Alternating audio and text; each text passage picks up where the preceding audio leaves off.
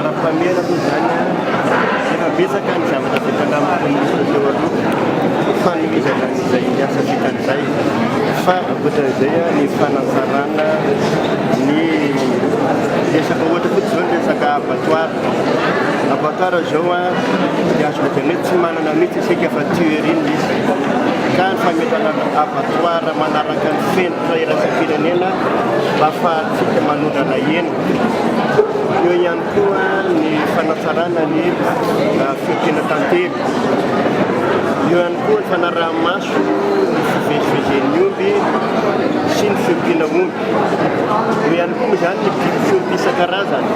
Fizerana dolo zany rehetrarehetra zany fa mampanantenareo fa ahita vokatritsika ary ao anatin'ny fotoana fohy.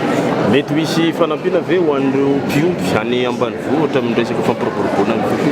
Ny fanampiana tsy maintsy misy fa ny endrika isa olon'izay no dinihana satria raha tia hampitombo ny vokatra isika tsy maintsy misy ny encadrement sy ny fanampiana isan-karazany ary hatrana amin'ny financement efa eo am-pikarakarana izay ny étude ahafahana manao misy fanankianana ministre ny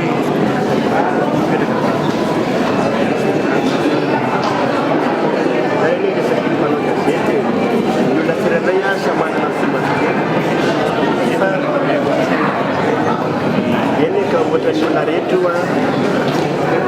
olona mety tsy mahafantarana akory mety tsy fantana koa hoe inona farapahalalana inona ny fianarana ny atao fa isika misy firenena zao hoe omby lahy mazava loka tsy fitany adita